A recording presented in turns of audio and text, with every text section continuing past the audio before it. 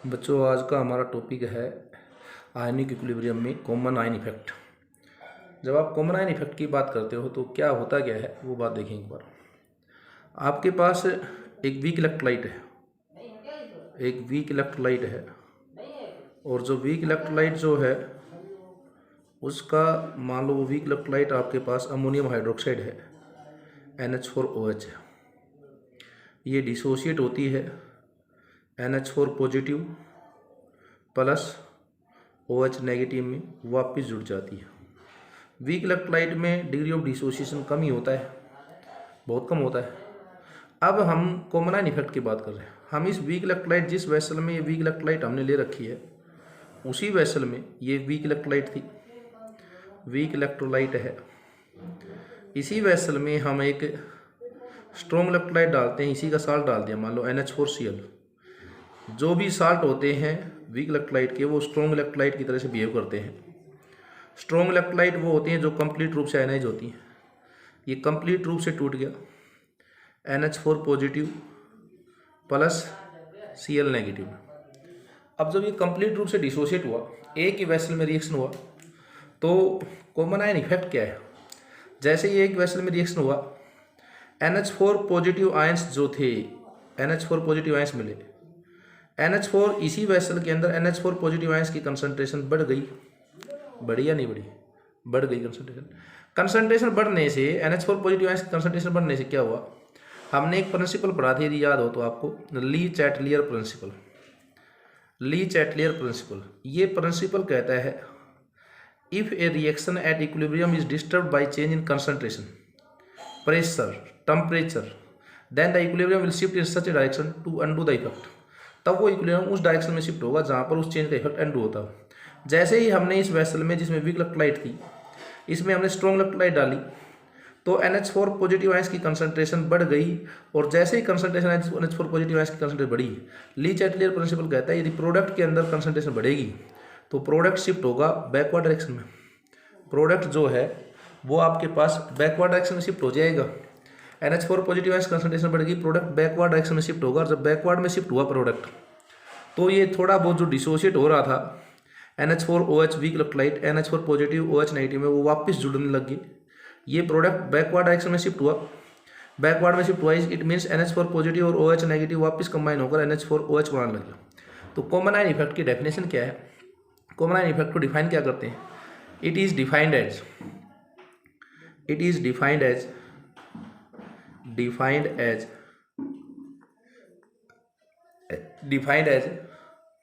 suppression. It is defined as suppression in degree of dissociation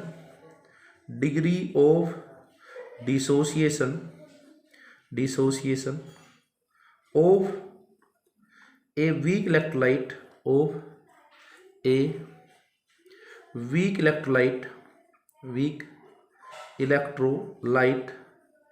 by addition of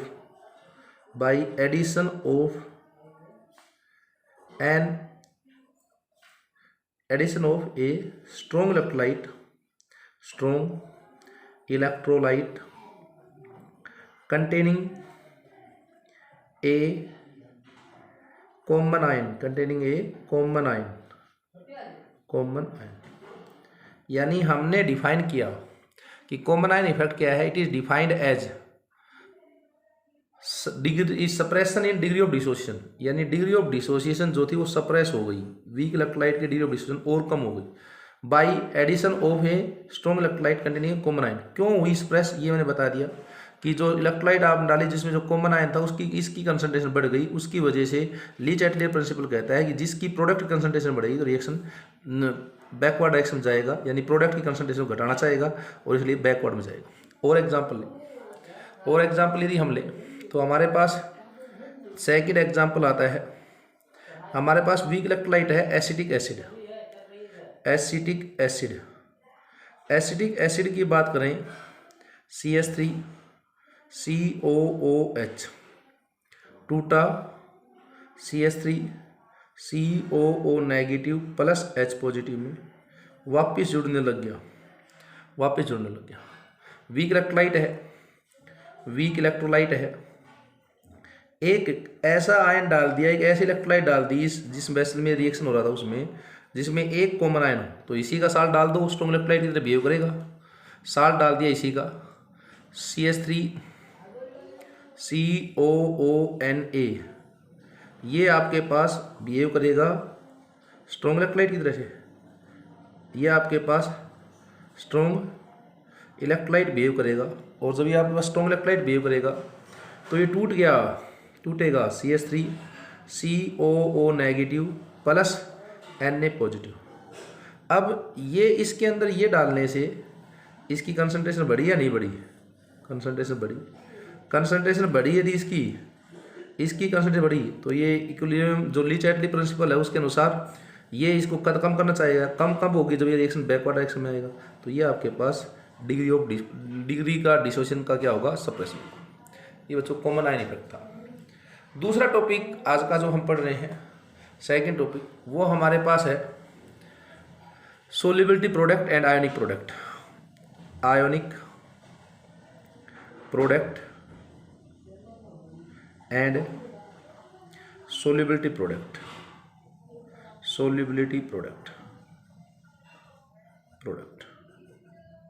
ionic product and solubility product, ये आज का हमारा second topic है, solubility product and ionic product.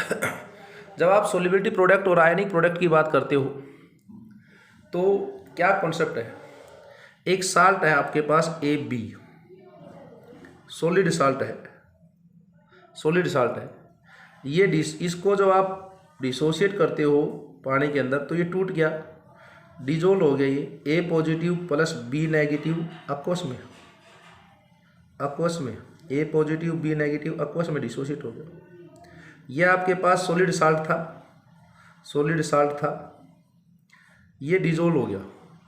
इसके लिए आपने equilibrium constant, ionisation constant K लिखा यदि, तो K बराबर molar concentration of A positive into molar concentration of B negative upon molar concentration of AB। अरे बोलो भाई, K बराबर molar concentration of A positive into B negative upon molar concentration of AB क्योंकि solid salt है, इसकी concentration constant है तो ये कांस्टेंट रहती है। अब आपके पास दो तरह की चीज़ें हैं, ये सॉलिड की कंसंट्रेशन हम 1 लेते हैं तो कंसंट्रेशन ऑफ सॉलिड जो है वो आपके पास 1 होती है, सॉलिड की कंसंट्रेशन आप 1 लेते हो तो ये आपके पास K आ गया। K बराबर molar concentration of A positive into molar concentration of B negative. ये आपके पास K आ गया, ये K की वैल्यू आ गई, K आ गया। अब यदि ये K आ गया तो आपके पास दो पॉसिबिलिटी राइज होती है बच्चों, दो पॉसिबिलिटी आपके पास राइज होती हैं। पॉसिबिलिटी दो क्या है कि इफ द सॉल्यूशन इज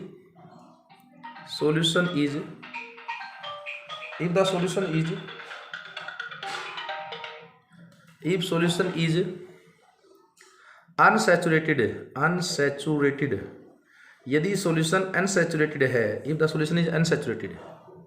और दूसरा पॉसिबिलिटी राइज होती है if the solution is saturated,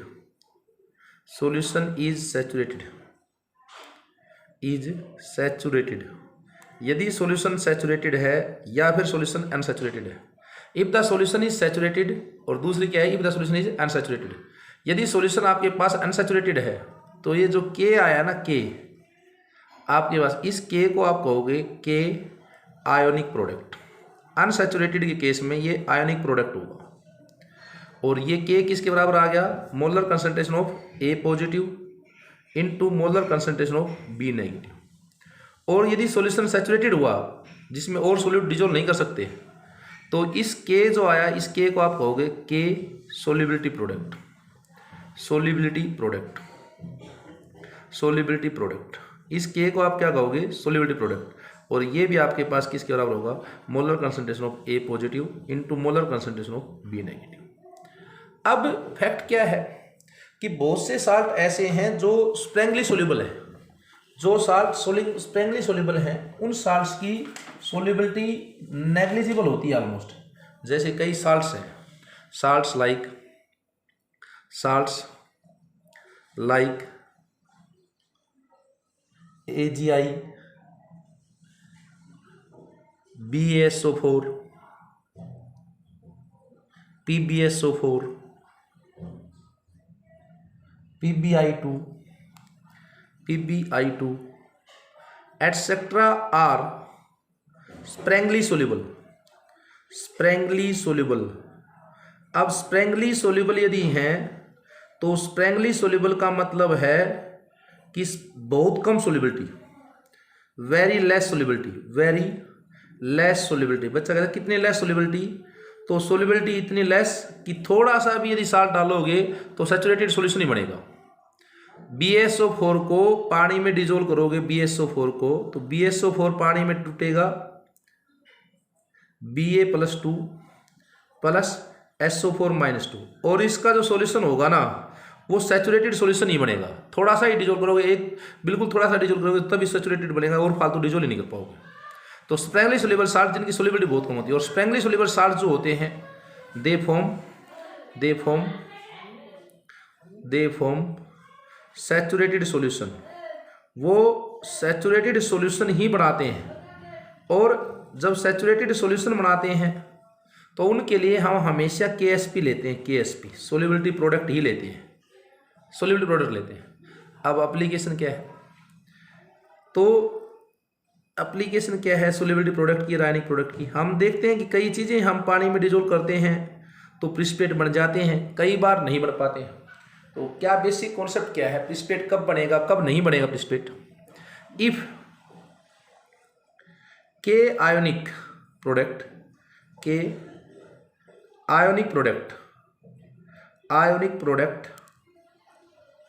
less than के सोल्यूबिलिटी प्रोडक्ट,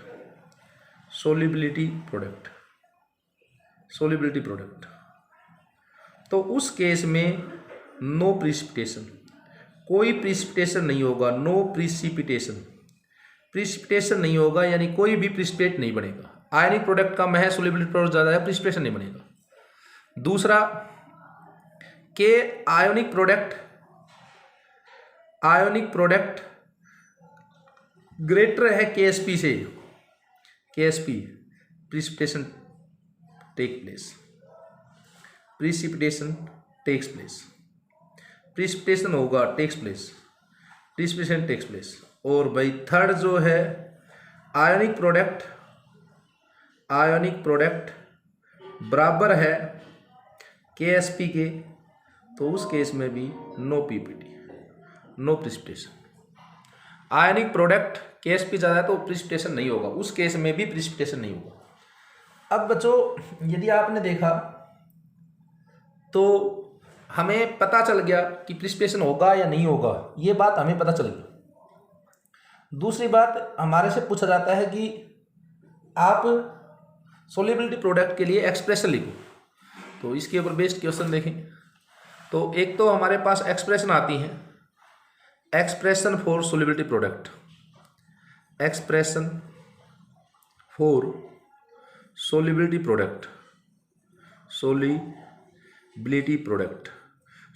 प्रोडक्ट के लिए हमसे एक्सप्रेशन लिखवाता है कई बार ना, कि सोल्यूबिलिटी प्रोडक्ट के लिए एक्सप्रेशन क्या हो। तो सोल्यूबिलिटी प्रोडक्ट के लिए एक्सप्रेशन क्या हो, मान लो एक इलेक्ट्रोलाइट दे दी A2B3 टाइप 1 है, इलेक्ट्रोलाइट ऑफ टाइप A2B3 ये दे दी। यदि ये दी तो ये डिसोशिएट होगी, A पॉजिटिव पहले पे पॉजिटिव, दूसरे पे नेगेटिव, B नेगेटिव, इसके नीचे 2, इसके नीचे 3, चार्ज हमेशा क्रॉस होते हैं, ये 2 यहाँ पर, ये 3 यहाँ पर, इसके नीचे 2 था ये 2 लगा दो, इसके नीचे 3 था ये 3 लगा दो, ये बना आपके पास। अब यदि इसके लिए आप A2B3 के लिए KSP के लिए एक्सप्रेशन लिख रहे हो, तो क्योंकि ये तो सॉलिड होगा, तो KSP के लिए एक्सप्रेशन लिखोगे तो KSP that is equal to molar concentration of A+3 ions, इसके आगे कोएफिशिएंट क्या है 2, तो raise to power 2 into molar concentration of B-2, इसके आगे कोएफिशिएंट क्या है 3, तो रेज टू पावर 3। दूसरा देखो अगला, आपके पास यदि मान लो इस टाइप की दे दी A2B टाइप की दे दी, A2B टाइप दे दिया, सॉलिड है, टूटेगा, बता दिया अभी तरीका। पहला पॉजिटिव A पॉजिटिव, दूसरा नेगेटिव B नेगेटिव, इसके नीचे 2, इसके नीचे 1, ये 1 ये 2, क्रॉस करते हैं, 2 1। KSP के लिए एक्सप्रेशन लिखोगे, KSP that is equal to molar concentration of A positive raise to power 2 into molar concentration of B minus 2 raise to power 1। Clear है? AB2 टाइप दे दिया, AB2 टाइप दे दिया। यदि मान लो आपको AB2 टाइप दे दिया कि AB2 टाइप है, ये इस टाइप इलेक्ट्रोलाइट दे दी, AB2 टाइप इलेक्ट्रोलाइट जैसे MgCl2 टाइप है, ये दे दी, तो ये सॉलिड है, ये टूटेगा, A प्लस B, पहला पॉजिटिव दूसरा नेगेटिव, इसके नीचे 1 इसके नीचे 2, चार्ज क्रॉस होते हैं, 2 1 1 2। KSP के लिए एक्सप्रेशन जो है वो क्या होगी, A पॉजिटिव आए, A माइनस 2 की concentration raise to power 1 into B minus 1 की पावर 2। क्लियर होगी सब? ये आपके पास एक्सप्रेशन थी सोलिबिलिटी प्रोडक्ट के लिए। अब और क्वेश्चन आते हैं थोड़े बहुत हमसे, जैसे मैं प्रिसिपिटेशन की बात करा रहा था कि प्रिसिपिटेशन जो है उसकी बात करें हम कि प्रिसिपिटेशन होगा या नहीं होगा, ये बात पूछ लेता है एप्लीकेशन में कि किसी में इसमें प्रिसिपिटेशन होगा या नहीं होगा। इस तरह की बातें यदि हमें बतानी पड़ जाए तो क्वेश्चन आते हैं हमारे पास। क्वेश्चन दिया है एक क्वेश्चन हमें, क्वेश्चन नंबर 1 है, if 20 ml of 2 into 10 raised to power minus 3, if 20 ml of 2 into 10 raised to power minus 5 है भाई, minus 5 molar BaCl2 solution is mixed with 20 ml of 10 raised to power minus 5 molar Na2SO4 solution will the precipitate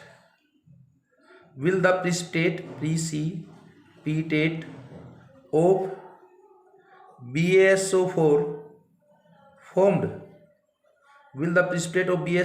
formed, KSP दे रखी है, KSP for BaSO4 आपको दे रखी है, given मिलती है ये 10 रेज टू पावर माइनस 10। ये question 20 ml of 2 into 10 raised to power minus 5 molar BaCl2 solution is mixed with 20 ml of 10 raised to power minus 5 molar Na2SO4 solution. Will the precipitate will formed? अब आपको देखें यदि आप कि precipitate बनेगा या नहीं बनेगा, तो ये बात देखें। इस चीज़ में आपके पास दो चीज़ें हैं। आपने जो मिलाया है वो क्या किया है, BaCl2 को मिलाया है किसके साथ, BaSO4 के साथ, Na2SO4 के साथ, Na2SO4 के साथ। और मिलाने के बाद ये जो बना है, ये बना है BaSO4 प्लस 2NaCl। अब हमारा मेन कंसिडरेशन BaSO4 है क्योंकि इसका सोल्युबिलिटी प्रोडक्ट हमें दे रखा है, तो इसका हम आयनिक प्रोडक्ट निकालें। तो BaSO4 जो है वो डिसोशिएट होगा, BaSO4 डिसोशिएट होगा Ba plus 2 plus SO4 minus 2 में, और के आयनिक प्रोडक्ट जो है, के आयनिक प्रोडक्ट वो हमारे पास जो होगा Ba प्लस 2 की कंसंट्रेशन इंटू SO4 माइनस 2 की कंसंट्रेशन, यही होगा भाई। अब यदि ये होगा तो यदि हम Ba प्लस 2 और SO4 माइनस 2 की कंसंट्रेशन ढूंढ पाएंगे तो हम आयनिक प्रोडक्ट निकाल पाएंगे। अब BaCl2 जो बड़ा, BaCl2 Ba प्लस 2 BaCl2 से मिलता है, तो BaCl2 जो है वो टूटता है तो वो हमें Ba प्लस 2 देता है प्लस 2Cl नेगेटिव आयंस देता है। यदि ये एक है तो ये एक है। यदि मैं मिक्सिंग के बाद BaCl2 की मोलरिटी निकाल दूं तो वही मोलरिटी Ba प्लस 2 की भी होगी। तो मैंने कहा मिक्सिंग, आफ्टर मिक्सिंग यदि मैं लगाऊं मोलैरिटी ऑफ मिक्सिंग का formula M1V1 that is equal to M2V2, ये बिफोर मिक्सिंग था या आफ्टर मिक्सिंग था? बिफोर मिक्सिंग क्या थी मोलैरिटी Ba+2 की 2 × 10⁻⁵, वॉल्यूम क्या था 20। आफ्टर मिक्सिंग मोलैरिटी निकालनी है M2, वॉल्यूम क्या हो गया 20, तो इसका हो गया 20 दूसरे का मिला दिया 40 हो गया ना, 20 तो BaCl2 का 20 Na2SO4 का 40, तो ये अपॉन 2, ये 2 अपॉन में आ गया, ये कितनी होगी molarity M2 that is equal to 10⁻⁵ molar. तो Ba+2 की मोलैरिटी पता चल गई। इसी तरह से SO4 - 2 की मोलैरिटी चाहिए, तो ये कहाँ से मिलेगी? ये मिलेगी Na2SO4 से, Na2SO4 से मिलेगी ये मोलैरिटी। तो Na2SO4 में ये डिसोशिएट होगा 2Na पॉजिटिव प्लस SO4 - 2, ये यदि एक है तो ये भी एक है, इसकी मोलैरिटी निकाल दो आफ्टर मिक्सिंग इसकी मोलैरिटी निकाल दो M1V1 that is equal to M2V2। पहले कितनी थी इसकी मोलैरिटी 10⁻⁵, वॉल्यूम कितना था 20, बाद में कितनी हुई M2, वॉल्यूम कितना हो गया 40, ये 2 M2 that is equal to 0.5 × 10⁻⁵, ये आपके पास SO4 की वो मोलैरिटी आ गई। अब यदि ये मोलैरिटी SO4 की आ गई तो इसमें पुट कर दो आयनिक प्रोडक्ट वाले में Ba+2 की K ionic product that is equal to Ba+2 10⁻⁵ into 0.5 × 10⁻⁵, कितनी आ गई 0.5 इंटू 10⁻10, ये K आयनिक प्रोडक्ट आ गया। K आयनिक प्रोडक्ट जो है उसको KSP से देखो, K आयनिक प्रोडक्ट जो है, K आयनिक प्रोडक्ट की वैल्यू उसकी कितनी थी भाई, KSP की वैल्यू 1 × 10⁻10 थी। K आयनिक प्रोडक्ट जो है वो लेस देन है KSP से। अब KSP से यदि आयनिक प्रोडक्ट कम है तो नो प्रिसिपिटेशन, कोई प्रिसिपिटेशन नहीं होगा। ये बच्चों आज का लेक्चर है, इसमें आप एक बार इसको पढ़ेंगे, मैं जूम क्लास में इससे रिलेटेड और न्यूमेरिकल करवाऊंगा, उससे आपको चीज़ें सारी समझ में आएंगी और इसको आप ज़रूर देख लें एक बार।